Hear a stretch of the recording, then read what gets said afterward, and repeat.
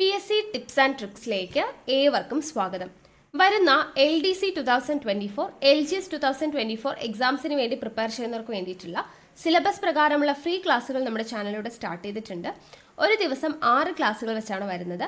അപ്പോൾ 6 ക്ലാസ്സുകൾ ഏതൊക്കെയാണെന്ന് ഞാനൊന്ന് പറയാം. തുടക്കക്കാർക്ക് വേണ്ടിയിട്ടാണ്. ഒരുപാട് പേര് പുതിയതായിട്ട് വന്നിട്ടുള്ളവരുണ്ട്. അപ്പോൾ ആദ്യം മുതലേ ഫോളോ ചെയ്ത് വരുന്നവർക്ക് കൃത്യമായിട്ട് ഏത് സമയത്താണെന്നൊക്കെ അറിയാം. പുതുതായിട്ട് ജോയിൻ ചെയ്തവർക്ക് വേണ്ടിയിട്ട് പറയാം. ആദ്യത്തെ ക്ലാസ് 6 മണിക്കാണ്, കാലത്ത് 6 മണിക്ക് സ്റ്റാർട്ട് ചെയ്യും. ദെൻ അടുത്തത് 9 മണിക്കാണ്. അത് കഴിഞ്ഞിട്ട് 12 മണിക്ക് അടുത്ത ക്ലാസ് വരും. ദെൻ അത് കഴിഞ്ഞ് 3 മണിക്ക് അടുത്ത ക്ലാസ് വരും. ഓക്കെ, ഇത്രയും ക്ലാസ് എന്ന് പറയുന്നത് ഇത് റെക്കോർഡഡ് ക്ലാസ് ആണ്. ഇതിൽ GK പോർഷൻസും മാത്സും ഇംഗ്ലീഷും എല്ലാം കവർ ചെയ്യും. ദെൻ അത് കഴിഞ്ഞ് രാത്രി 8 മണിക്ക് PYQ ഡിസ്കഷൻ ആണ് വരുന്നത്. ദെൻ രാത്രി 10:30 എക്സ്പെക്റ്റഡ് CA കറണ്ട് അഫയേഴ്സിൻ്റെ ക്ലാസ് ആണ്. ഇത് രണ്ടും നമുക്ക് ലൈവ് ക്ലാസ് ആണ് വരുന്നത്. അപ്പോൾ 2 ലൈവ് ക്ലാസ്സും 4 റെക്കോർഡഡ് ക്ലാസ്സും, ഇങ്ങനെ ടോട്ടൽ 6 ക്ലാസ് ആണ് നിങ്ങൾക്ക് ഒരു ദിവസം ലഭിക്കുന്നത്. അപ്പോൾ കൃത്യമായിട്ട് ഫോളോ ചെയ്യുക, നോട്ട്സ് തയ്യാറാക്കിയിട്ട് പഠിക്കുക. നമ്മുടെ ക്ലാസ് ഒക്കെ കണ്ടിട്ട് ഇഷ്ടമായിട്ടുണ്ട് എന്നുണ്ടെങ്കിൽ നിങ്ങളുടെ അഭിപ്രായം താഴെ കമൻ്റ് ആയിട്ട് അറിയിക്കാം. ഇഷ്ടപ്പെട്ടു എന്ന് അറിയിക്കാൻ വേണ്ടിയിട്ട് ഒന്ന് ലൈക്ക് ചെയ്യുക, മാക്സിമം ഫ്രണ്ട്സിന് ഷെയർ ചെയ്ത് കൊടുക്കുക. പിന്നെ ക്ലാസ് കേൾക്കാനിരിക്കുമ്പോൾ എപ്പോഴും നോട്ട്സ് തയ്യാറാക്കിയിട്ട് വേണം പഠിക്കാൻ വേണ്ടിയിട്ട്. നോട്ട്ബുക്ക് കയ്യിൽ വേണം, പഠിക്കുക, നോട്ട്സ് തയ്യാറാക്കുക. ഓക്കെ, പിന്നെ നമ്മുടെ ടെലഗ്രാം ചാനലിൽ മസ്റ്റ് ആയിട്ടും ജോയിൻ ചെയ്യണം. കാരണം നിങ്ങൾക്ക് ഓരോ ദിവസവും നൽകുന്ന ക്ലാസ്സുകൾ ഏതൊക്കെയാണെന്നുള്ളതിൻ്റെ ഇൻസ്ട്രക്ഷൻസും പഠിക്കാൻ വേണ്ടിയിട്ടുള്ളതിൻ്റെ PDF-ഉം കാര്യങ്ങളൊക്കെ നമ്മൾ ടെലഗ്രാം വഴിയാണ് കൊടുക്കുന്നത്. സോ ടെലഗ്രാമിൻ്റെ ലിങ്ക് ഞാൻ താഴെ ഡിസ്ക്രിപ്ഷൻ ബോക്സിൽ കൊടുത്തിട്ടുണ്ട്. ജോയിൻ ചെയ്യാത്തവരുണ്ടെങ്കിൽ ജോയിൻ ചെയ്യുക. ഓക്കെ, അപ്പോൾ നമുക്ക് ഇന്നത്തെ ക്ലാസ്സിലോട്ട് കടക്കാം. ഇവിടെ നോക്കാം, 6ാം ക്ലാസ്സിലെ 6ാമത്തെ ചാപ്റ്ററാണ് വൈവിധ്യങ്ങളുടെ ലോകം എന്നുള്ളതാണ് ചാപ്റ്ററിൻ്റെ പേര്. നോക്കാം നമുക്ക്. അപ്പോൾ ആദ്യം തന്നെ നമുക്ക് കുറച്ച് ചിത്രങ്ങളാണ് കൊടുത്തിട്ടുള്ളത് അല്ലേ. ഓക്കെ, ചിത്രങ്ങൾ നോക്കാം.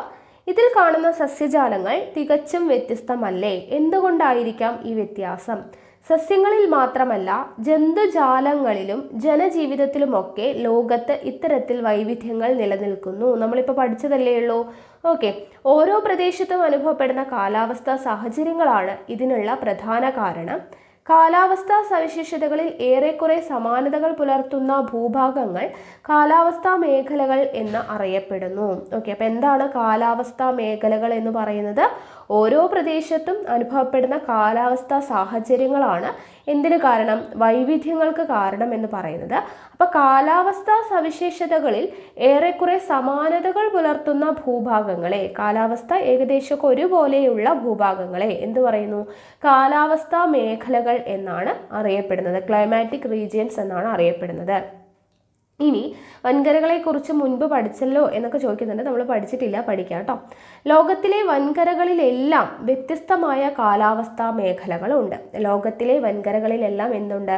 വ്യത്യസ്തമായിട്ടുള്ള കാലാവസ്ഥാ മേഖലകളുണ്ട്. ഇനി നോക്കുക, മഴയൊഴിയാത്ത ഉഷ്ണഭൂമികൾ എന്ന് പറഞ്ഞിട്ടൊരു പിക്ചർ കൊടുത്തിട്ടുണ്ട്. നോക്കുക കേട്ടോ, മഴയൊഴിയാത്ത ഉഷ്ണഭൂമികൾ. നോക്കുക, ചിത്രത്തിൽ കാണുന്നത് വേട്ടയാടലിനായി തയ്യാറെടുക്കുന്ന പിഗ്മികളെയാണ്. ഓക്കെ, വേട്ടയാടലിന് വേണ്ടി തയ്യാറെടുക്കുന്ന പിഗ്മികളുടെ ചിത്രമാണ് ഈ കൊടുത്തിട്ടുള്ളത്. ഉയരം കുറഞ്ഞ ശരീരപ്രകൃതവും ഇരുണ്ട നിറവുമാണ് ഇവർക്ക്.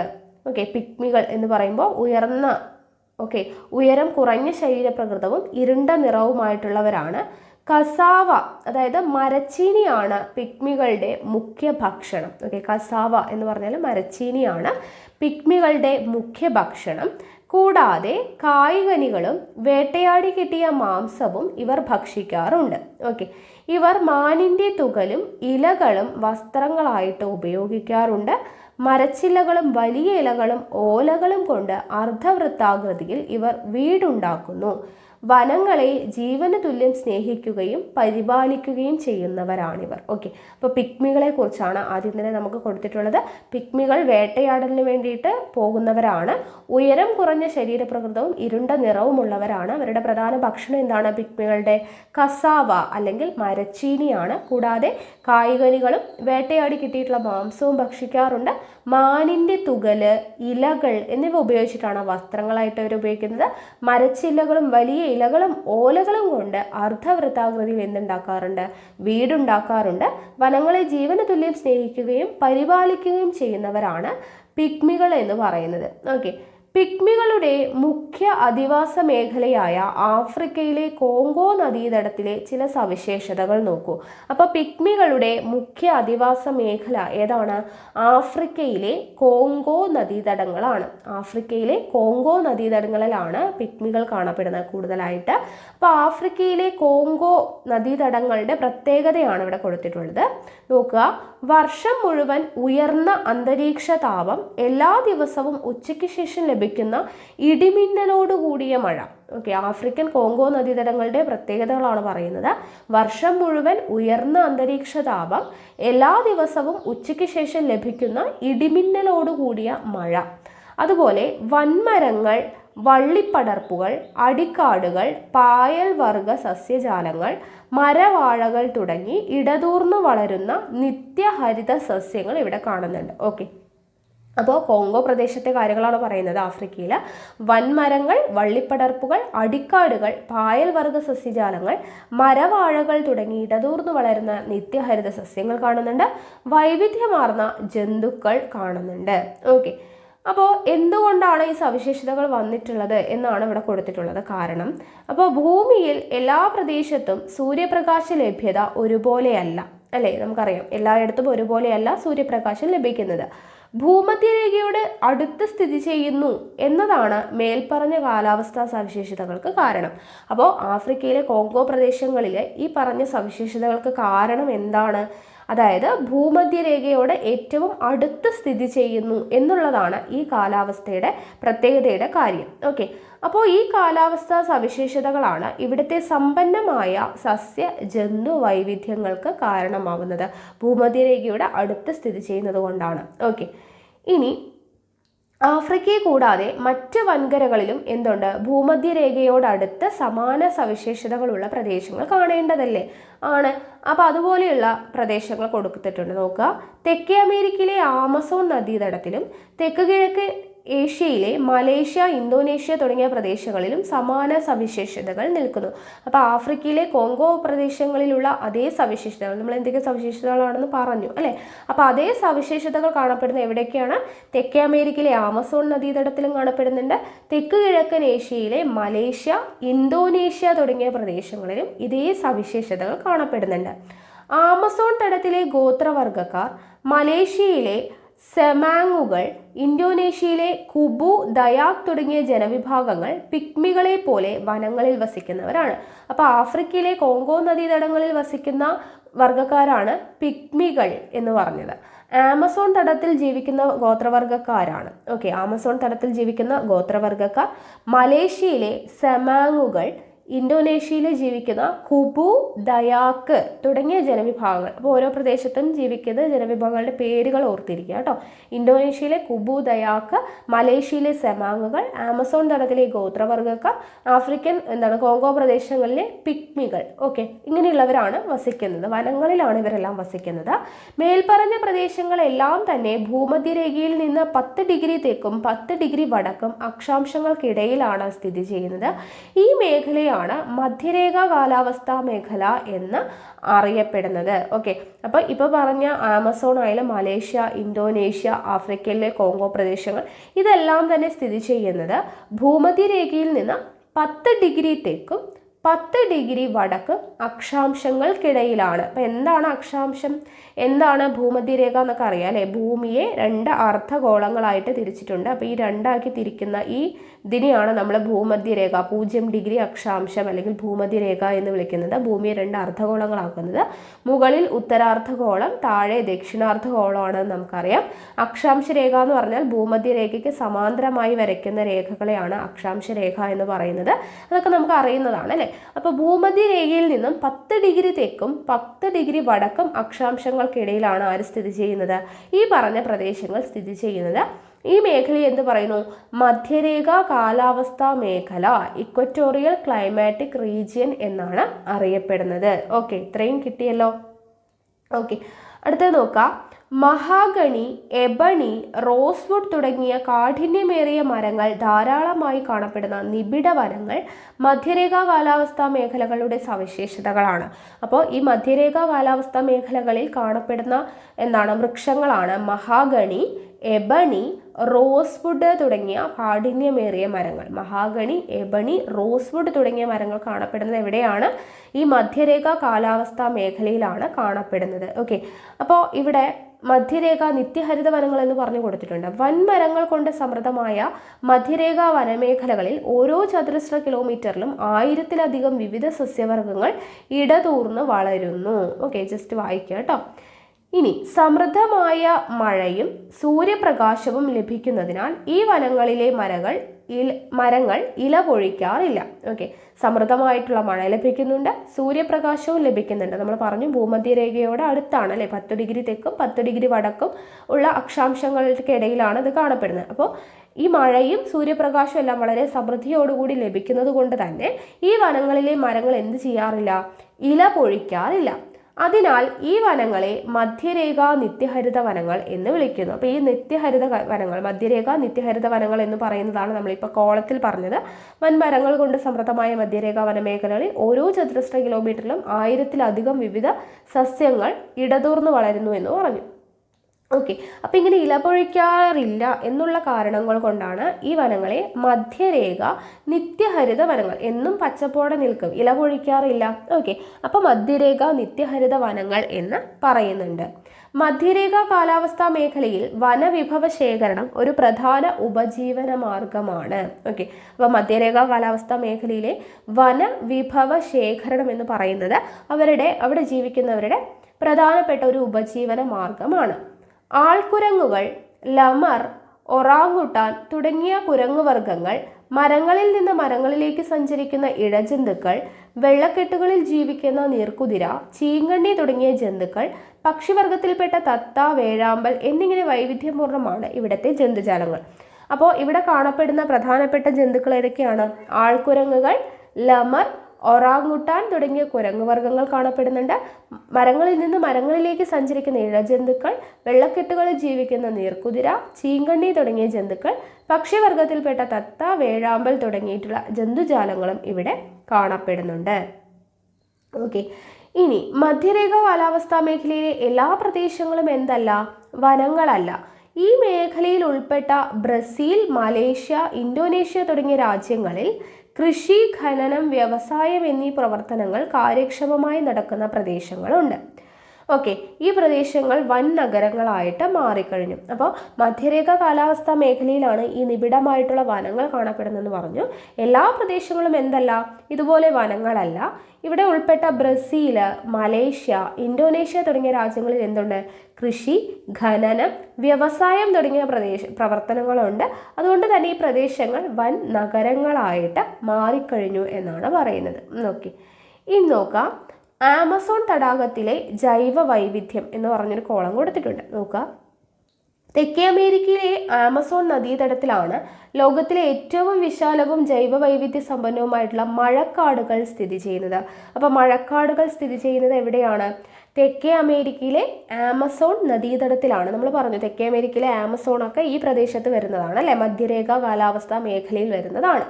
അപ്പോൾ ആമസോൺ നദീതടത്തിലാണ് എന്ത് കാണപ്പെടുന്നത്? ലോകത്തിലെ ഏറ്റവും വിശാലവും ജൈവ വൈവിധ്യ സമ്പന്നവുമായിട്ടുള്ള മഴക്കാടുകൾ കാണപ്പെടുന്നത് ആമസോൺ നദീതടത്തിലാണ്. ഉയർന്ന പകൽച്ചൂടും ധാരാളമായി ലഭിക്കുന്ന മഴയുമാണ് ഇവിടുത്തെ ജൈവ വൈവിധ്യത്തിന് ആധാരം. വളരെ ഉയരമുള്ള കാഠിന്യമേറിയ മരങ്ങൾ മുതൽ പായൽ വർഗ്ഗങ്ങൾ വരെ നീളുന്ന എണ്ണിയാലൊടുങ്ങാത്ത സസ്യവർഗ്ഗങ്ങളാണ് ഇവിടുത്തെ പ്രത്യേകത.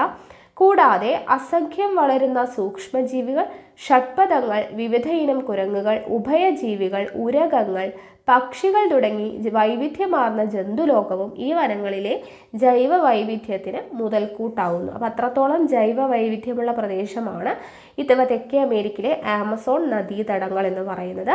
അവിടെ മഴക്കാടുകൾ സ്ഥിതി ചെയ്യുന്നത് ആമസോൺ നദീതടത്തിലാണ് എന്നുള്ള കാര്യമൊക്കെ ഓർത്തിരിക്കാം. ഓക്കെ, ഇനി മഴയെത്താത്ത മണൽപ്പരപ്പുകൾ നോക്കുക. കലഹാരിയിലെ ബുഷ്മൻ എന്നറിയപ്പെടുന്ന ഗോത്രവർഗക്കാർ, പശ്ചിമ സഹാറയിലെ ട്വറക് വംശജർ, അറേബ്യൻ മരുഭൂമിയിലെ ബെഡോയിനുകൾ, പേരുകളൊക്കെ ഓർത്തിരിക്കുക കേട്ടോ. കലഹാരിയിലെ ബുഷ്മൻ എന്നറിയപ്പെടുന്ന ഗോത്രവർഗക്കാർ, പശ്ചിമ സഹാറയിലെ ട്വറക് വംശജർ, അറേബ്യൻ മരുഭൂമിയിലെ ബെഡോയിനുകൾ. ഓക്കെ, ഇവരൊക്കെ ലോകത്തിലെ വിവിധ വൻകരകളിലായിട്ട് സ്ഥിതി ചെയ്യുന്ന ഉഷ്ണമരുഭൂമികളിൽ ജീവിക്കുന്നവരാണ്. ഈ പറഞ്ഞവരെല്ലാം ഉഷ്ണമരുഭൂമികളിൽ ജീവിക്കുന്നവരാണ്. ഇവിടുത്തെ കാലാവസ്ഥയ്ക്ക് അനുസൃതമായിട്ടുള്ള ജീവിത രീതിയാണ് ഇവരുടേത്. ഉഷ്ണമരുഭൂമി എന്ന് പറയുമ്പോൾ അതിനനുസരിച്ചിട്ടുള്ള ജീവിത രീതിയാണ് ഇവരുടേത്. 2 അർദ്ധഗോളങ്ങളിലും 20 ഡിഗ്രി മുതൽ 30 ഡിഗ്രി വരെ അക്ഷാംശങ്ങൾക്കിടയിൽ പൊതുവെ വൻകരകളുടെ പടിഞ്ഞാറ് ഭാഗത്താണ് ഉഷ്ണമരുഭൂമികളുടെ സ്ഥാനം. ഓക്കെ, അപ്പോൾ മധ്യരേഖ കാലാവസ്ഥ മേഖല എന്ന് പറയുന്നത് 10 ഡിഗ്രി തെക്കും 10 ഡിഗ്രി വടക്കും വരെയുള്ള അക്ഷാംശങ്ങൾക്കിടയിലാണെന്ന് പറഞ്ഞു. ഇനി ഈ ഉഷ്ണമരുഭൂമി എന്ന് പറയുന്നത് എവിടെയാണ് കാണപ്പെടുന്നത്? 2 അർദ്ധഗോളങ്ങളിലും 20 ഡിഗ്രി മുതൽ 30 ഡിഗ്രി വരെ അക്ഷാംശങ്ങൾക്കിടയിലാണ് ഈ ഭാഗം വരുന്നത്, ഉഷ്ണമരുഭൂമികളുടെ സ്ഥാനം വരുന്നത്. ഓക്കെ, ഇനി ഇവിടെ നോക്കാം, മരുഭൂമിയിലെ കാലാവസ്ഥാ സവിശേഷതകൾ എന്തൊക്കെയാണ് എന്ന് പറഞ്ഞിട്ട് കൊടുത്തിട്ടുണ്ട്. നോക്കുക, പകൽ താപം വളരെ കൂടുതലും. ഓക്കെ, മരുഭൂമികളിലെ കാലാവസ്ഥയാണ് പറയുന്നത്. പകൽ എന്തായിരിക്കും? താപം വളരെ കൂടുതലും. താപം രാത്രി എങ്ങനെയായിരിക്കും? വളരെ കുറവുമായിരിക്കും. ഉഷ്ണകാലം ചുട്ടുപൊള്ളുന്നതാണെങ്കിലും ശൈത്യകാലത്ത് വളരെ കുറഞ്ഞ അന്തരീക്ഷ താപമാണ് അനുഭവപ്പെടുന്നത്. മഴ തീരെ കുറവാണ്. അപ്പോൾ പകല് ചൂട് കൂടുതലും രാത്രി ചൂട് കുറവുമായിരിക്കും. പിന്നെ ശൈത്യകാലത്ത് എന്താണ്? ചുട്ടുപൊള്ളുന്നതാണെങ്കിലും ശൈത്യകാലത്ത് വളരെ കുറഞ്ഞ അന്തരീക്ഷ താപമാണ് അനുഭവപ്പെടുന്നത്. മഴ തീരെ കുറവാണ്. ഉയർന്ന താപവും വരണ്ട കാറ്റും ജലദൗർലഭ്യവും അനുഭവപ്പെടുന്ന ഉഷ്ണമരുഭൂമികളിൽ കള്ളിമുൾ ചെടികൾ, അക്കേഷ്യ തുടങ്ങിയവയാണ് പ്രധാന സസ്യജാലങ്ങൾ. അപ്പോൾ ഉഷ്ണമരുഭൂമിയിൽ കാണപ്പെടുന്ന പ്രധാനപ്പെട്ട സസ്യജാലങ്ങൾ എന്തൊക്കെയാണ്? കള്ളിമുൾ ചെടികളും അക്കേഷ്യയുമാണ് കാണപ്പെടുന്നത്. ഓക്കെ, കള്ളിമുൾ വർഗ സസ്യങ്ങൾക്ക് ഇലകളില്ല. നമ്മൾ കണ്ടിട്ടുണ്ട് അല്ലേ? കള്ളിമുൾ ചെടികൾ എന്ന് പറയുമ്പോൾ ഇലകളില്ല. മാംസളമായ കാണ്ഡമാണ് ഇവയ്ക്ക്. ഓക്കെ, അവയുടെ ഇല പോലെ ഇരിക്കും. അവൻ്റെ തണ്ടെന്ന് പറയുന്നത് ഇവിടെ കണ്ടില്ലേ, ഇങ്ങനെ നീളത്തിൽ കാണപ്പെടുന്നത്. അപ്പോൾ അതിന് ഇലയില്ല, അതിൻ്റെ തണ്ടാണിത്. തണ്ടെന്ന് പറയുന്നത് വളരെ മാംസളമായിട്ട് നല്ല കട്ടിയിൽ ഇലകൾ പോലെ തന്നെ ഇരിക്കുന്നുണ്ട്. അപ്പോൾ അതിൻ്റെ കാണ്ഡമാണ്, തണ്ടാണ് ഈ കാണുന്നത്. ഓക്കെ, ഉഷ്ണമരുഭൂമിയിലെ സാഹചര്യങ്ങളിൽ ജീവിക്കാൻ ഉതകുന്ന അനുകൂലങ്ങളുള്ള ജന്തുവർഗ്ഗങ്ങളാണ് ഇവിടെ ഉള്ളത്. അപ്പോൾ ഉഷ്ണമരുഭൂമി എന്ന് പറയുമ്പോൾ ആ കാലാവസ്ഥയ്ക്ക് അനുസരിച്ചിട്ടുള്ള ജന്തുക്കളാണ്. ഒട്ടകം, കഴുത, കുതിര, കുറുക്കൻ, പാമ്പ് വർഗ്ഗങ്ങൾ, തേള്, പല്ലിവർഗ്ഗങ്ങൾ തുടങ്ങിയവയാണ് ഇവിടെ കാണപ്പെടുന്ന പ്രധാനപ്പെട്ട ജന്തുക്കൾ എന്ന് പറയുന്നത്. ഇവിടെ ചിത്രം കൊടുത്തിട്ടുണ്ട്, കണ്ടോ? ഒട്ടകം, കുതിര, പാമ്പ്, ഓക്കെ, അങ്ങനെ എല്ലാത്തിൻ്റെ ചിത്രം കൊടുത്തിട്ടുണ്ട്. പല്ലി, കുറുക്കൻ, ഓക്കെ, കഴുത, അങ്ങനെയുള്ള ജീവികളൊക്കെയാണ് ഇവിടെ ഉള്ളത്. വേട്ടയാടലും കന്നുകാലി വളർത്തലുമാണ് ഉഷ്ണമരുഭൂമികളിലെ ഗോത്രവർഗ ജനവിഭാഗങ്ങളുടെ പ്രധാന ജീവിതോപാധി. അപ്പോൾ അവിടെയുള്ളവർ ജീവിക്കുന്നത് എങ്ങനെയാണ്? വേട്ടയാടലുണ്ട്, കന്നുകാലി വളർത്തൽ, അങ്ങനെയൊക്കെയാണ് ഉഷ്ണമരുഭൂമികളിലെ ഗോത്രവർഗ ജനവിഭാഗങ്ങളുടെ പ്രധാന ജീവിതോപാധി. മാംസം, പാല്, തിനവിളകൾ, ഈന്തപ്പഴം തുടങ്ങിയവയാണ് പ്രധാന ഭക്ഷണം. ഓക്കെ, മാംസം, പാല്, തിനവിളകൾ, ഈന്തപ്പഴം തുടങ്ങിയവയാണ് ഇവിടെ പ്രധാന ഭക്ഷണം. ഉഷ്ണമരുഭൂമികളിൽ മരുപ്പച്ചകൾ കേന്ദ്രീകരിച്ച് മാത്രമാണ് സ്ഥിരം ജനവാസ മേഖലകൾ കാണുന്നത്. ഓക്കെ, മരുപ്പച്ചകൾ എവിടെയാണോ ഉള്ളത് അവിടെയാണ് എന്തുള്ളത്? ജനവാസം. ഇത് എവിടെ ചിത്രം കൊടുത്തിരിക്കുന്നത് കണ്ടോ? അപ്പോൾ ഉഷ്ണമരുഭൂമികളിൽ മരുപ്പച്ചകൾ കേന്ദ്രീകരിച്ച് മാത്രമാണ് സ്ഥിരം ജനവാസ മേഖലകൾ കാണപ്പെടുന്നത്. മരുഭൂമികളിലെ ജലലഭ്യമായ പ്രദേശങ്ങളെയാണ് മരുപ്പച്ചകൾ എന്ന് പറയുന്നത്. ഓക്കെ, അപ്പോൾ മരുപ്പച്ചകൾ എന്ന് പറയുന്നത് എന്താണ്? മരുഭൂമികളിൽ ജലലഭ്യമായിട്ടുള്ളത്. എവിടെ കണ്ടോ? വെള്ളം കാണുന്നുണ്ട് അല്ലേ? അപ്പോൾ ജലലഭ്യമായിട്ടുള്ള പ്രദേശങ്ങളെയാണ് മരുപ്പച്ചകൾ എന്ന് പറയുന്നത്. ഈ മരുപ്പച്ചകൾ കേന്ദ്രീകരിച്ച് മാത്രമേ ഉഷ്ണമരുഭൂമികളിൽ എന്ത് കാണപ്പെടുള്ളൂ? ജനവാസ മേഖലകൾ നമുക്ക് കാണാനായിട്ട് പറ്റുകയുള്ളൂ. ഓക്കെ, ഒറ്റപ്പെട്ട് കാണുന്ന ഈ ജലാശയങ്ങളെ ചുറ്റിപ്പറ്റി സസ്യങ്ങളും ജന്തുക്കളും ജനവാസ മേഖലകളും കൂടുതലായിട്ട് കാണപ്പെടുന്നു. അപ്പം ജലത്തിൻ്റെ അളവൊക്കെ കുറവായിരിക്കും ഉഷ്ണമരുഭൂമി എന്ന് പറയുമ്പോൾ. അപ്പം ജലാംശം കാണപ്പെടുന്ന ആ ഒരു പ്രദേശത്തെ ചുറ്റിപ്പറ്റി ധാരാളം സസ്യങ്ങളും ജന്തുക്കളും ജനവാസ മേഖലകളും ഒക്കെ കാണപ്പെടും. ഉഷ്ണമരുഭൂമികളിലെ സ്ഥിരം ജനവാസ മേഖലകൾക്ക് ഉദാഹരണമാണ് ആഫ്രിക്കയിലെ നൈൽ നദീതടം. ഓക്കെ, ഉഷ്ണമരുഭൂമികളിലെ സ്ഥിരമായിട്ട് ജനവാസ മേഖലകൾ ഉള്ള ഒരു പ്രദേശത്തിന് ഉദാഹരണമാണ് ആഫ്രിക്കയിലെ നൈൽ നദീതടം. കൃഷിയും കന്നുകാലി വളർത്തലുമാണ് നൈൽ നദീതടത്തിലെ മുഖ്യ മനുഷ്യ പ്രവർത്തനങ്ങൾ. ഗോതമ്പ്, ചോളം, പഴവർഗ്ഗങ്ങൾ, പച്ചക്കറികൾ, പരുത്തി തുടങ്ങിയവയാണ് പ്രധാന കാർഷിക വിളകൾ. അപ്പം നൈൽ നദീതടത്തിൽ ജീവിക്കുന്നവർ കൃഷിയും കന്നുകാലി വളർത്തലുമാണ് അവരുടെ ജീവിതോപാധി. ഗോതമ്പ്, ചോളം, പഴവർഗ്ഗങ്ങൾ, പച്ചക്കറികൾ, പരുത്തി തുടങ്ങിയവയാണ് അവിടുത്തെ പ്രധാനപ്പെട്ട കാർഷിക വിളകൾ. ഉഷ്ണമരുഭൂമികൾ പലതും ധാതു നിക്ഷേപങ്ങളാൽ സമ്പന്നമാണ്. ഉഷ്ണമരുഭൂമികളിൽ എന്ത് കാണപ്പെടുന്നുണ്ട്? ധാതു നിക്ഷേപങ്ങൾ കാണപ്പെടുന്നുണ്ട്. ഓക്കെ, ഇനി ഇവിടെ ഈജിപ്ത് നൈലിൻ്റെ ദാനം എന്ന് പറഞ്ഞിട്ടുണ്ട്, ഗിഫ്റ്റ് ഓഫ് നൈൽ. നോക്കുക, ഈജിപ്തിനെ നൈലിൻ്റെ ദാനം എന്ന് വിശേഷിപ്പിക്കപ്പെടുന്നതിന് മതിയായ കാരണമുണ്ട്. അപ്പോൾ ഈജിപ്താണ് എന്തറിയപ്പെടുന്നത്? നൈലിൻ്റെ ദാനം എന്നറിയപ്പെടുന്നത്. എന്തുകൊണ്ടാണ്? നൈൽ തടം ഒഴികെ മറ്റു പ്രദേശങ്ങളെല്ലാം എന്താണ്? മരുഭൂമിയാണ്. പ്രാചീന സംസ്കാര പിറവിക്ക് സാക്ഷ്യം വഹിച്ചു എന്ന് മാത്രമല്ല, ഈ രാജ്യത്തെ കൃഷിയോഗ്യമാക്കുന്നതും നൈൽ നൽകുന്ന ജീവജലവും ഫലഭൂയിഷ്ഠമായിട്ടുള്ള മണ്ണുമാണ്. ലോകത്തെ ജനസാന്ദ്രമായ മേഖലകളിൽ ഒന്നാണ് നൈൽ തടം. നൈലിനെ ഈജിപ്തിൻ്റെ ജീവരക്തം എന്നും വിശേഷിപ്പിക്കുന്നുണ്ട്. ഓക്കെ, അപ്പോൾ ഈജിപ്തിനെ നൈലിൻ്റെ ദാനം എന്ന് വിശേഷിപ്പിക്കാൻ കാരണം എന്താണ്? അവിടെ നൈൽ തടം ഒഴികെ ബാക്കി എല്ലാ പ്രദേശങ്ങളും മരുഭൂമിയാണ്. അതുകൊണ്ട് തന്നെ അവിടെ കൃഷിയോഗ്യമായിട്ടുള്ള നൈൽ നൽകുന്ന ജലവും അവിടുത്തെ ഫലഭൂയിഷ്ഠമായിട്ടുള്ള മണ്ണൊക്കെയാണ് അവിടുത്തെ ജീവിതങ്ങളെ കൊണ്ടുപോകുന്നത്. അതുകൊണ്ട് തന്നെ ഈ ജനസാന്ദ്രമായിട്ടുള്ള മേഖലയിൽ അവരുടെ ജീവജലവും ഫലഭൂയിഷ്ഠമായിട്ടുള്ള മണ്ണും എല്ലാം പ്രദാനം ചെയ്യുന്നത് കൊണ്ട് തന്നെ നൈലിനെ ഈജിപ്തിൻ്റെ ജീവരക്തം എന്ന് വിളിക്കുന്നുണ്ട്. നൈലിൻ്റെ ദാനം എന്ന് ഈജിപ്തിനെ വിളിക്കുന്നുണ്ട്. ഓക്കെ, അപ്പോൾ അതൊന്ന് അറിഞ്ഞു വയ്ക്കുക. ധാതു നിക്ഷേപങ്ങളിലെ ഖനന പ്രവർത്തനങ്ങൾ ഈ പ്രദേശങ്ങളുടെ വികസനത്തിന് കാരണമായി. അപ്പോൾ ധാതു നിക്ഷേപങ്ങൾ, ഉഷ്ണമരുഭൂമികളിൽ ധാരാളം ധാതു നിക്ഷേപങ്ങൾ കാണപ്പെടുന്നു എന്ന് പറഞ്ഞു. അപ്പോൾ ഈ ധാതു നിക്ഷേപങ്ങളിലെ ഖനന പ്രവർത്തനങ്ങൾ ഈ പ്രദേശങ്ങളുടെ വികസനത്തിന് കാരണമായി. ഇത്തരത്തിലുണ്ടായ വികസനം ലോകത്തിൻ്റെ മറ്റു ഭാഗങ്ങളിൽ നിന്ന് ജനങ്ങളെ ഇവിടേക്ക് ആകർഷിച്ചു. വികസനം ഉണ്ടാകുമ്പോൾ മറ്റു രാജ്യങ്ങൾ ഇങ്ങോട്ട് ആകർഷിക്കപ്പെടും. മരുപ്രദേശങ്ങളിലെ വൻ നഗരങ്ങളൊക്കെ ഇങ്ങനെ രൂപപ്പെട്ടതാണ്. അറേബ്യൻ നാടുകളിലെ നഗരങ്ങൾ ഇതിന് ഉദാഹരണങ്ങളാണ്. അപ്പം മരുപ്രദേശങ്ങളിൽ വൻ നഗരങ്ങൾ ഉണ്ടായതൊക്കെ എന്തിൻ്റെ ഭാഗമായിട്ടാണ്? ഈ ധാരാളം ധാതു നിക്ഷേപങ്ങൾ ഉള്ളത് കൊണ്ട് അവിടെ ധാരാളം ഖനന പ്രവർത്തനങ്ങൾ നടക്കും. അങ്ങനെയാണ് ഇവയെല്ലാം വികസിക്കപ്പെടുന്നത്.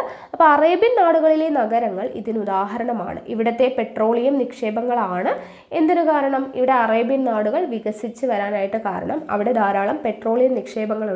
അപ്പോൾ അവയുടെ ഖനന പ്രവർത്തനങ്ങളും കാര്യങ്ങളൊക്കെ ആയിട്ടാണ് അറേബ്യൻ നാടുകൾ വികസിച്ച് അത് നഗരങ്ങളായിട്ട് മാറുന്നത്. ഓക്കെ, മരുഭൂമി നിവാസികൾ പൊതുവെ ഇളം നിറത്തിലുള്ള അയഞ്ഞ വസ്ത്രങ്ങളാണ് ധരിക്കുക. മുഖം മറയ്ക്കുന്നത് ശിരോവസ്ത്രം ഇവരുടെ വസ്ത്രധാരണത്തിലെ പ്രത്യേകതയാണ്. അവരുടെ പിക്ചർ കണ്ടില്ലേ? അപ്പോൾ മരുഭൂമി നിവാസികൾ പൊതുവെ ഇളം നിറത്തിലുള്ള അയഞ്ഞ വസ്ത്രങ്ങൾ, കുറച്ച് ലൂസായിട്ടുള്ള വസ്ത്രങ്ങളാണ് ധരിക്കുന്നത്. മുഖം മറയ്ക്കുക, ശിരോവസ്ത്രം. ഓക്കെ, തലയും മുഖമൊക്കെ മറച്ചിട്ട് വേണ്ടില്ല, കണ്ണും മുഖത്തിൻ്റെ കുറച്ച് ഭാഗം മാത്രമേ പുറത്ത് കാണുള്ളൂ. അപ്പോൾ ആ ഒരു വസ്ത്രധാരണം എന്ന് പറയുന്നത് അവരുടെ ഒരു രീതിയാണ് എന്നാണ് പറയുന്നത്. ഓക്കെ, ഇനി മരുഭൂമിയിലെ കപ്പൽ എന്ന് പറഞ്ഞു കൊടുത്തിട്ടുണ്ട്. നോക്കുക, മരുഭൂമിയിലെ പ്രധാന മൃഗം ഒട്ടകമാണ്. നമുക്കറിയാം, ചുമടുകൾ കൊണ്ടുപോകുന്നതിനും സഞ്ചാരത്തിനും മരുഭൂമികളിൽ ഒട്ടകങ്ങളെയാണ് ആശ്രയിക്കാറ്. അതിനാലാണ് ഇവയെ മരുഭൂമിയിലെ കപ്പൽ എന്ന് വിശേഷിപ്പിക്കുന്നത്. അപ്പോൾ ഒട്ടകങ്ങൾ അറിയപ്പെടുന്നത് മരുഭൂമിയിലെ കപ്പൽ എന്നാണ്. എന്തുകൊണ്ടാണ്? ചുമടുകൾ കൊണ്ടുപോകുന്നതിനും സഞ്ചാരത്തിനും ഒക്കെ മരുഭൂമികളിൽ ഒട്ടകങ്ങളെയാണ് ആശ്രയിക്കുന്നത്. സോ മരുഭൂമിയിലെ കപ്പൽ എന്നറിയപ്പെടുന്നു. ശരീരത്തിന് ആവശ്യമായിട്ടുള്ള ജലം സംഭരിച്ച് സൂക്ഷിക്കാനുള്ള അറകൾ ആരുടെ ശരീരത്തിലുണ്ട്? ഒട്ടകങ്ങളുടെ ശരീരത്തിലുണ്ട്. ഇതൊക്കെ നമുക്ക് അറിയുന്ന കാര്യങ്ങളാണ്, ബേസിക് ആയിട്ടുള്ള കാര്യങ്ങളാണ്. 6ാം ക്ലാസ്സിൻ്റെ ടെക്സ്റ്റ് അല്ലേ? അപ്പോൾ അത്രയൊക്കെ നമുക്ക് പ്രതീക്ഷിക്കാൻ പറ്റുള്ളൂ. അപ്പോൾ നോക്കുക, ജലം സംഭരിച്ച് സൂക്ഷിക്കാനുള്ള അറകളുണ്ട്. ഇതുകൂടാതെ ശരീര താപനില മിതമായി നിലനിർത്താനുള്ള കഴിവ് കൊണ്ട് ഒട്ടകങ്ങൾ മരുഭൂമിയിലെ സാഹചര്യങ്ങളെ അതിജീവിക്കുന്നു. അപ്പോൾ ഇവരുടെ ശരീര താപനില മിതമായിട്ട് നിലനിർത്താനുള്ള കഴിവ് ആർക്കുണ്ട്? ഒട്ടകങ്ങൾക്കുണ്ട്. ശരീരത്തിൽ ജലം സംഭരിച്ചു വയ്ക്കാനുള്ള കഴിവുമുണ്ട്. അതുകൊണ്ടാണ് ഇവ മരുഭൂമിയിൽ അതിജീവിക്കുന്നത്. ചേർന്നിരിക്കുന്ന കാൽവിരലുകൾ മണലിൽ പുതയാതെ സഞ്ചരിക്കുന്നതിന് സഹായകമാണ്. അവരുടെ കാല് ശ്രദ്ധിച്ചു കഴിഞ്ഞാൽ അറിയാൻ പറ്റും, ചേർന്നിരിക്കുന്ന കാലുകളാണ്. അതുകൊണ്ട് തന്നെ മണ്ണിൽ ഇങ്ങനെ പുതഞ്ഞു പോവില്ല. കാരണം മണലല്ലേ, അതിൽ കൂടെ നടക്കണമെങ്കിൽ കുറച്ച് പാടാണ് അല്ലേ? അപ്പോൾ അതിനനുസരിച്ചുള്ള കാൽവിരലുകളാണ് ഒട്ടകങ്ങൾക്കുള്ളത്. ഇരട്ട കൺപോളകളും നീണ്ട കൺപീലികളും മണൽക്കാറ്റിൽ നിന്ന് സംരക്ഷണം നൽകുന്നു. അപ്പോൾ ഇരട്ട കൺപോളകളുണ്ട്. മണൽക്കാറ്റ് വീശുന്ന സമയത്ത് മണലൊക്കെ കണ്ണിൽ പെടാനുള്ള സാഹചര്യമൊക്കെ ഉണ്ടാവും അല്ലേ? അപ്പോൾ ആ ഒരു ചുറ്റുപാട് അല്ലെങ്കിൽ ആ ഒരു ഉഷ്ണ മരുഭൂമിയുടെ കാലാവസ്ഥയ്ക്ക് അനുസരിച്ച് തന്നെയാണ് ഈ ഒട്ടകങ്ങളെ സൃഷ്ടിച്ചിരിക്കുന്നത് പോലും അല്ലേ? കൺപീലികളാണെങ്കിലും അവരുടെ കാലുകളാണെങ്കിലും ജലം സംഭരിച്ചു വയ്ക്കാനുള്ള കഴിവാണെങ്കിലും ശരീരത്തിൻ്റെ താപനില നിലനിർത്താനുള്ള കഴിവാണെങ്കിലും എല്ലാം അവിടുത്തെ കാലാവസ്ഥയ്ക്ക് അനുസരിച്ചിട്ടുള്ളതാണ്. ഓക്കെ, ഇനി അടുത്തത് മഞ്ഞുരുകാത്ത നാട്ടിൽ. നോക്കുക, ഇനിയൂട്ട് ഗോത്രവർഗക്കാർ മഞ്ഞുകട്ടകൾ കൊണ്ട് ശൈത്യകാലത്തേക്ക് നിർമ്മിക്കുന്ന താൽക്കാലിക വാസസ്ഥലങ്ങളാണിത്. ഇങ്ങനത്തെ മഞ്ഞു ഗുഹകൾ നമ്മൾ പഠിച്ചിട്ടുണ്ട് അല്ലേ, കുഞ്ഞു ക്ലാസ്സിലൊക്കെ നമ്മൾ പഠിച്ചിട്ടുണ്ട്. അത് തന്നെയാണിത്. എന്താണ് അതിനെ പറയുക? ഇഗ്ലൂ എന്നാണ് ഇതിൻ്റെ പേര് അല്ലേ. ഇനിയൂട്ട് ഗോത്രവർഗക്കാര് മഞ്ഞുകട്ടകൾ കൊണ്ട് ശൈത്യകാലത്തേക്ക് നിർമ്മിക്കുന്ന താൽക്കാലിക വാസസ്ഥലങ്ങളെയാണ് എന്തെന്ന് പറയുന്നത്? ഇഗ്ലൂ എന്ന് പറയുന്നത്. ഓക്കെ, ഇഗ്ലൂ ആ പേര് ഓർത്തിരിക്കാം. വടക്കേ അമേരിക്ക, യൂറേഷ്യ എന്നീ വൻകരകളുടെ വടക്ക് ഭാഗത്ത് സ്ഥിരമായി മഞ്ഞുമൂടി കിടക്കുന്ന പ്രദേശങ്ങളിൽ വസിക്കുന്നവരാണ് ഇനിയൂട്ടുകൾ. അപ്പോൾ ഇനിയൂട്ട് ഗോത്രവർഗക്കാരാണ് ഈ ഇഗ്ലൂ എന്ന് പറയുന്ന വാസസ്ഥലം, താൽക്കാലിക വാസസ്ഥലം ഉണ്ടാക്കുന്നത്. അപ്പോൾ ആരാണ് ഇനിയൂട്ട് വർഗക്കാർ എന്ന് പറയുന്നത്? വടക്കേ അമേരിക്ക, യൂറേഷ്യ എന്നീ വൻകരകളുടെ വടക്ക് ഭാഗത്ത് സ്ഥിരമായി മഞ്ഞുമൂടി കിടക്കുന്ന പ്രദേശങ്ങളിൽ വസിക്കുന്നവരാണ് ഇനിയൂട്ടുകൾ. വർഷത്തിൽ തുടർച്ചയായി 6 മാസക്കാലം ഇവർക്ക് പകലും തുടർന്ന് രാത്രിയുമാണ്. ഓക്കെ, 6 മാസക്കാലം പകലും 6 മാസക്കാലം എന്താണ്? രാത്രിയുമാണ്. പ്രതികൂല കാലാവസ്ഥാ വിഭവങ്ങളിലും അഭാവവും അതിജീവിച്ച് കഴിയുന്നവരാണ് ഇനിയൂട്ടുകൾ. പ്രതികൂല കാലാവസ്ഥയും അതുപോലെ തന്നെ വിഭവങ്ങളുടെ അഭാവവും അതിജീവിച്ച് കഴിയുന്നവരാണ് ഇനിയൂട്ടുകൾ. മൃഗവേട്ടയും മത്സ്യബന്ധനവുമാണ് ജീവിത ഉപാധി. ഇനിയൂട്ടുകളുടെ ജീവിത ഉപാധി എന്താണ്? മൃഗവേട്ടയും മത്സ്യബന്ധനവുമാണ്. ചെറു സമൂഹങ്ങളായി ജീവിക്കുന്ന ഇവർ ഒരു പ്രദേശത്ത് സ്ഥിരമായി വസിക്കുന്നില്ല. സഞ്ചാരവേളയിൽ മറ്റ് സമൂഹങ്ങളുമായി അവശ്യ സാധന കൈമാറ്റങ്ങൾ നടത്തുന്നു. തിമിംഗലത്തിന്റെ എല്ലാ പരുക്കൻ കല്ലുകളും തുകലും മറ്റും ഉപയോഗിച്ചും ഇവർ വീട് നിർമ്മിക്കാറുണ്ട്. അപ്പം ഇഗ്ലൂ മാത്രമല്ല, മഞ്ഞുകട്ടകൾ കൊണ്ട് മാത്രമല്ല, തിമിംഗലത്തിന്റെ എല്ലും പരുക്കൻ കല്ലുകളും തുകലും മറ്റും ഉപയോഗിച്ച് എന്ത് ചെയ്യാറുണ്ട്? വീടുകൾ നിർമ്മിക്കാറുണ്ട്. ഇനിയൂട്ടുകൾ വേനൽക്കാലത്ത് സീല, റെയിൻഡിയർ, ഹിമക്കരടി തുടങ്ങിയ മൃഗങ്ങളെ വേട്ടയാടുന്നു. ഓക്കെ, വേനൽക്കാലത്ത് എന്ത് ചെയ്യുന്നു? സീല, റെയിൻഡിയർ, ഹിമക്കരടി തുടങ്ങിയ മൃഗങ്ങളെ വേട്ടയാടുന്നു. ഇവയുടെ മാംസം ഭക്ഷണമായും തുകൽ വസ്ത്രമായും എല്ലുകളും കൊമ്പുകളും ആയുധങ്ങളുമായിട്ടും പ്രയോജനപ്പെടുന്നു. അപ്പോൾ സീല്, റെയിൻഡിയർ, ഹിമക്കരടി എന്നീ മൃഗങ്ങളെ വേട്ടയാടുക മാത്രമല്ല, ഇവയുടെ മാംസം അവരെന്തിനുപയോഗിക്കും? ഭക്ഷണമായിട്ട് ഉപയോഗിക്കും. തുകൽ വസ്ത്രമായിട്ട് ഉപയോഗിക്കും. എല്ലുകളും കൊമ്പുകളും എന്താണ്? ആയുധങ്ങളായിട്ടും പ്രയോജനപ്പെടുത്തുന്നുണ്ട്. ഓക്കെ, 6 മാസത്തോളം നീളുന്ന ശൈത്യകാലത്ത് ഇവർ ഇഗ്ലൂവിൽ നിന്നും പുറത്തിറങ്ങാറില്ല. 6 മാസം ശൈത്യകാലമാണ്. അപ്പോൾ അവരെന്ത് ചെയ്യും? ഇഗ്ലൂ എന്ന് പറഞ്ഞാൽ താൽക്കാലികമായിട്ടുണ്ടാക്കുന്ന മഞ്ഞുകട്ടകൾ കൊണ്ടുണ്ടാക്കുന്ന വീടാണ്. അപ്പോൾ ആ ഇഗ്ലൂവിൽ നിന്നും പുറത്തിറങ്ങാറില്ല. ഇക്കാലത്തേക്കുള്ള ഭക്ഷണം എന്ത് ചെയ്യും? ഇവർ മുൻകൂട്ടി കരുതി വയ്ക്കും. ഓക്കെ, ആ ശൈത്യകാലത്ത് പുറത്തിറങ്ങാതിരിക്കാൻ വേണ്ടിയിട്ട് ഭക്ഷണമെല്ലാം അവർ മുൻകൂട്ടി കരുതി വെച്ചിരിക്കും. തുകൽ കൊണ്ട് നിർമ്മിച്ചതും വായു കടക്കാത്തതുമായിട്ടുള്ള പാദരക്ഷകളും രോമനിർമ്മിതമായിട്ടുള്ള ഇരട്ടപ്പാളികളുള്ള ട്രൗസറുകളും ജാക്കറ്റുകളും ഇവരുടെ പരമ്പരാഗത വസ്ത്രധാരണ രീതിയിൽ പെടും. ഓക്കെ, അപ്പോൾ മൃഗങ്ങളുടെ തുകൽ ശേഖരിച്ച് വയ്ക്കും. അപ്പോൾ തുകൽ കൊണ്ട് നിർമ്മിച്ചിട്ടുള്ള വായു കടക്കാത്ത പാദരക്ഷകൾ, രോമനിർമ്മിതമായിട്ടുള്ള ഇരട്ടപ്പാളികളുള്ള ട്രൗസറുകൾ, ജാക്കറ്റുകൾ, അവരുടെ ഡ്രസ്സിങ് കൊണ്ടോ കൊടുത്തിരിക്കുന്നത്. അപ്പോൾ ഇതൊക്കെ അവരുടെ പരമ്പരാഗതമായിട്ടുള്ള വസ്ത്രധാരണ രീതിയിൽപ്പെടും അല്ലേ. അപ്പോൾ അവരുടെ കാലാവസ്ഥയ്ക്ക് അനുസരിച്ചിട്ടാണ് അവർ വസ്ത്രങ്ങൾ ധരിക്കുന്നത്. വളർത്തുനായകൾ വലിക്കുന്ന പരന്ന സ്ലൈഡുകളിൽ സഞ്ചരിക്കുന്ന ഇനിയൂട്ടുകൾ ഈ മേഖലയിൽ സാധാരണമാണ്. അപ്പോൾ അവർ സഞ്ചരിക്കുന്നത് എങ്ങനെയാണ്? അവരുടെ വളർത്തുനായക്കളെ കൊണ്ടാണ് അവരെന്ത് ചെയ്യുന്നത്? അവരുടെ ഇത് കണ്ടില്ലേ, ഒരു ഉന്തുവണ്ടി പോലെ പരന്ന സ്ലഡ്ജുകളുണ്ട്. അപ്പോൾ അത് വളർത്തുനായക്കളെ കൊണ്ട് വലിച്ചിട്ടാണ് ഇവർ യാത്ര ചെയ്യുന്നത്. ഉത്തരാർദ്ധഗോളത്തിൽ ആർട്ടിക് വൃത്തത്തിന് വടക്ക്, അതായത് ആർട്ടിക് വൃത്തം എന്ന് പറയുന്നത് എന്താണ്? 66 ഡിഗ്രി വടക്കാണ്. ഓക്കെ, ആർട്ടിക് വൃത്തം. അപ്പോൾ ഇങ്ങനെയാണ് ഭൂമി എന്ന് പറഞ്ഞു കഴിഞ്ഞാൽ ഇത് ഭൂമധ്യരേഖയാണ്. ഇപ്പോൾ ഇവിടെ വരുന്ന ഇതാണ്, ഇവിടെയാണ് 66 ഡിഗ്രി വടക്ക് വരുന്നത്. ഇവിടെയാണെങ്കിലോ 66 ഡിഗ്രി ആർട്ടിക് വൃത്തം. മുകളിൽ വടക്കാണെങ്കിൽ ആർട്ടിക് വൃത്തം, താഴെ തെക്കാണെങ്കിൽ എന്താണ്? 66 ഡിഗ്രി അന്റാർട്ടിക് വൃത്തമാണ് അല്ലേ. വടക്ക് ആർട്ടിക് വൃത്തവും തെക്ക് അന്റാർട്ടിക് വൃത്തമാണ് വരുന്നത്.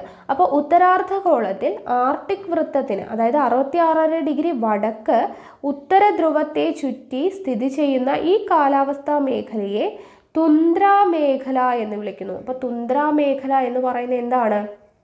ഉത്തരാർദ്ധഗോളത്തിൽ ആർട്ടിക് വൃത്തത്തിന്, അതായത് 66 ഡിഗ്രി വടക്ക് ആർട്ടിക് വൃത്തത്തിന് വടക്ക് ഉത്തര ധ്രുവത്തെ ചുറ്റി സ്ഥിതി ചെയ്യുന്ന ഈ കാലാവസ്ഥ മേഖലയെ തുന്ദ്ര മേഖല എന്നാണ് വിളിക്കുന്നത്.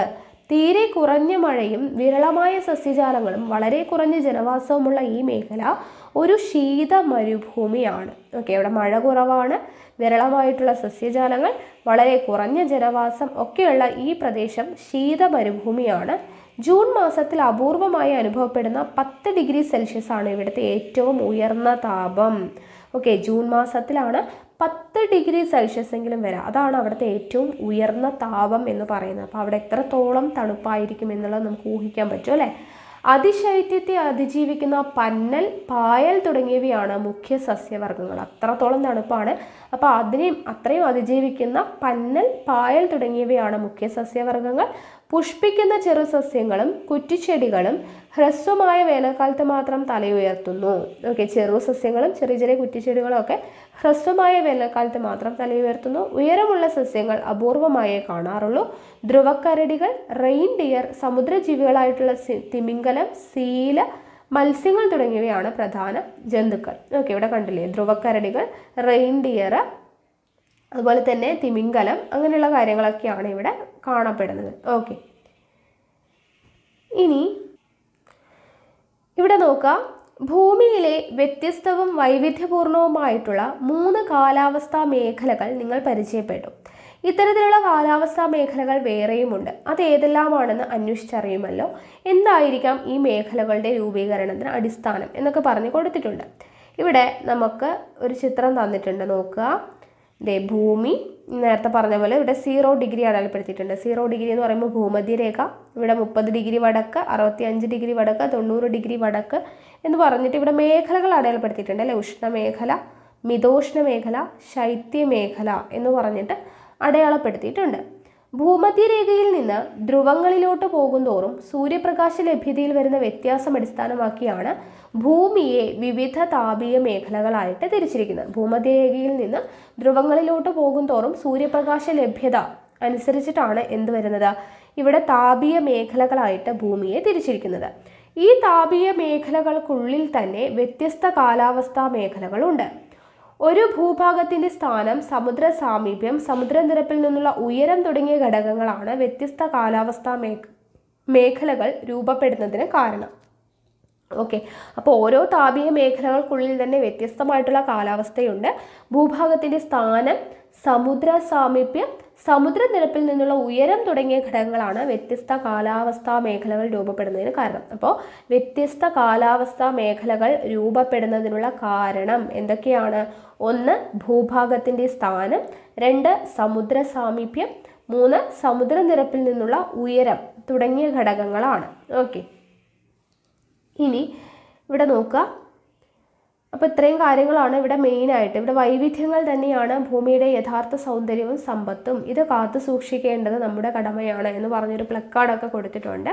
ഓക്കെ, അപ്പോൾ ഇത്രയാണ് നമ്മുടെ വൈവിധ്യങ്ങളുടെ ലോകം എന്ന് പറഞ്ഞിട്ടുള്ള ഈ ഒരു ചാപ്റ്റർ. അപ്പോൾ ഇവിടെ ജസ്റ്റ് ബേസിക് ആയിട്ട് കാലാവസ്ഥാ മേഖലകളെ കുറിച്ചാണ് നമ്മൾ പഠിച്ചത്.